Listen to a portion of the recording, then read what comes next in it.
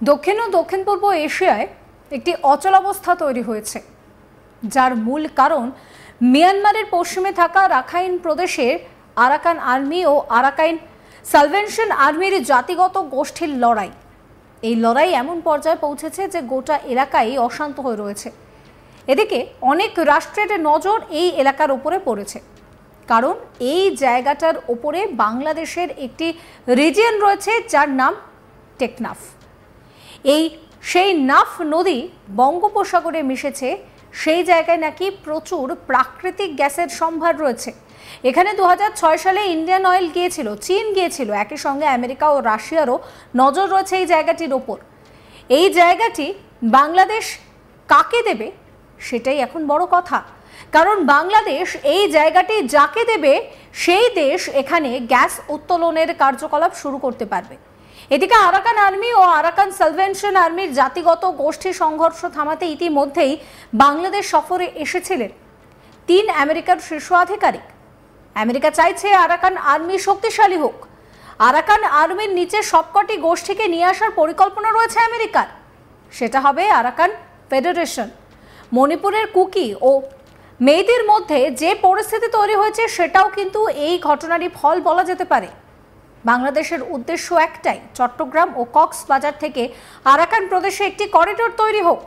তাহলে কক্সবাজার ও চট্টগ্রামে থাকা 80,000 রোহিঙ্গাকে মিয়ানমারে ফিরিয়ে দেওয়া সম্ভব হবে। এ নিয়ে কর্নেল দীপ্তাংশু চৌধুরী কি বলছেন, শুনুন।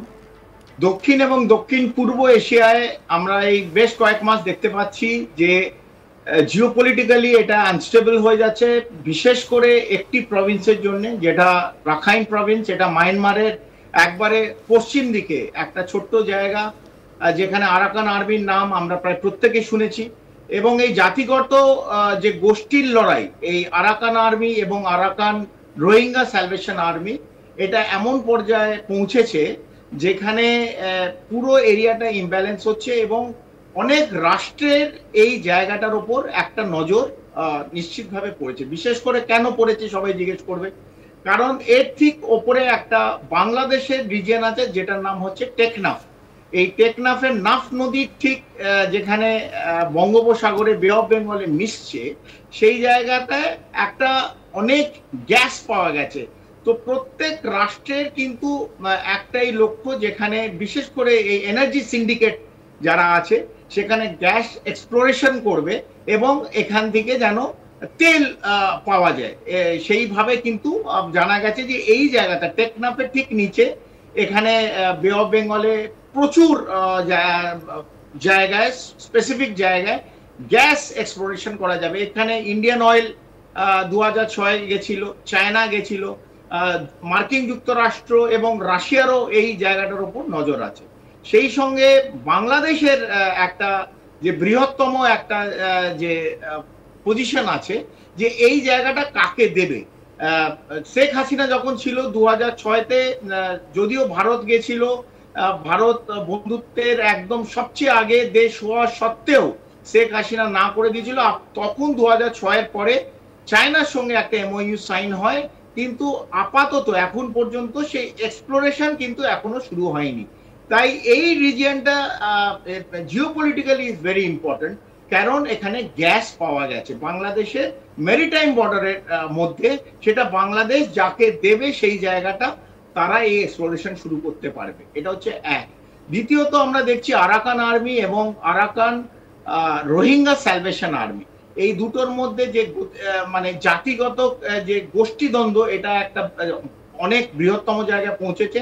তাই এই সময় এটাকে শান্ত করার জন্য আমরা দেখলাম গত সপ্তাহে মার্কিন যুক্তরাষ্ট্রর 3 জন অধিকারী, আমাদের থেকে আমরা মন্ত্রী বলতে পারি, তারা ওই বাংলাদেশে পৌঁছেছে এবং বাংলাদেশের অন্তর্বর্তী সরকারের সঙ্গে কথা বলছে। কি নিয়ে কথা বলছে এবং কারা পৌঁছলো ওখানে আপনাদের জানিয়ে রাখি। ওখানে পৌঁছলো সুজান স্টিভসন, ইনি হচ্ছেন আমেরিকান চার্জ ডে অ্যাফেয়ার্স নাইপিদ, যেটা মায়ানমারের একটি জায়গা। সেখানে মার্কিন যুক্তরাষ্ট্রের তরফ থেকে ইনি কমপ্লিট মায়ানমারটা দেখাশোনা করেন। ওনার নাম হচ্ছে সুজান স্টিভসন।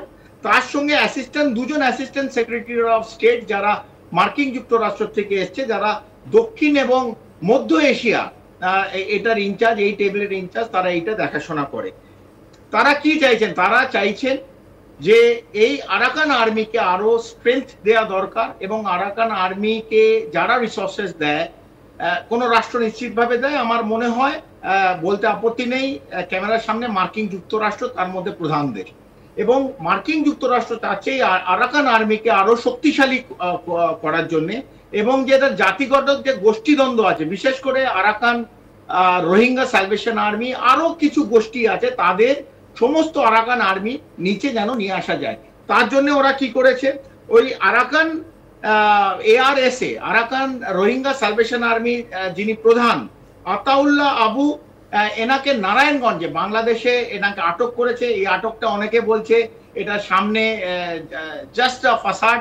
এই ওকে আটক করে ARS এর ওপর চাপ দিয়ে এটাকে আরাকান আর্মি নিচে নিয়ে আসবে, এবং একটি সময় ওরা যেটা বলছে যে এই পুরো এরিয়াটা, ধরো টেকনাফ, আরাকান প্রভিন্স এবং আরো ছোট ছোট যে জায়গা আছে, কক্সবাজারের কিছু জায়গায়, এই সমস্ত নিয়ে এটা মার্কিন যুক্তরাষ্ট্রের প্ল্যান।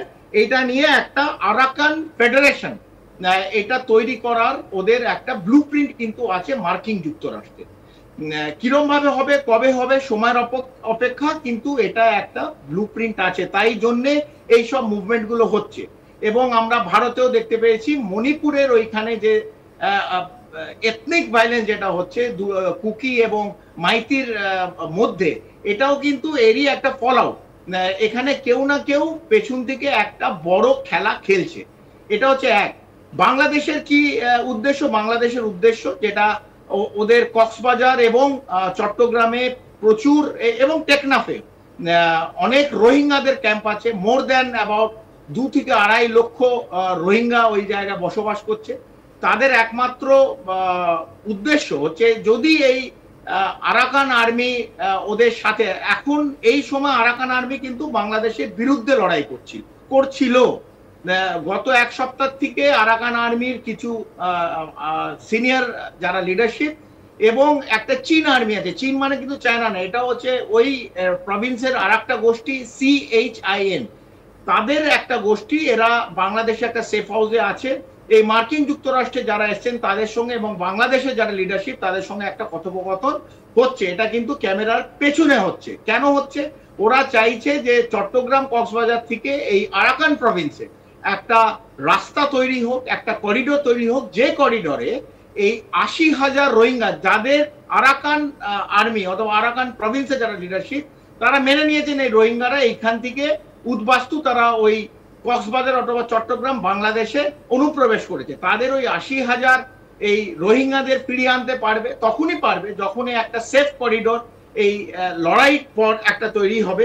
তারা বিশেষ করে চাইছে যে 2-3টে জায়গা, যে বুথিডং অ্যান্ড মাংডু, এই আরাকান প্রভিন্সে বুথিডং আর মাংডু, এই দুটো জায়গায় এই উদ্বাস্তুদের যে রোহিঙ্গারা গেছিল তাদের জন্য আরাকান আর্মিরা ক্যাম্প করে দিক, এবং সেই যখন করিডোর তৈরি হবে 80,000 রোহিঙ্গা যেন ফিরে আসে। তাতে আরাকান আর্মি কি লাভ? আরাকান আর্মি কি চাইছে? আরাকান আর্মি চাইছে যে টেকনাফ এবং কক্সবাজার থেকে এই আরাকান আর্মিকে যতদিন না এই লড়াইটা শেষ হয় ততদিন এদের লজিস্টিক সাপোর্ট, খাবার দাবার, রেশন এবং ধরুন আর্মস আর্মামেন্ট না, সামরিক বাহিনীর সাপোর্ট না, কিন্তু লজিস্টিক্যাল সাপোর্ট বেস যেন আরাকান আর্মি পায় বাংলাদেশ থেকে।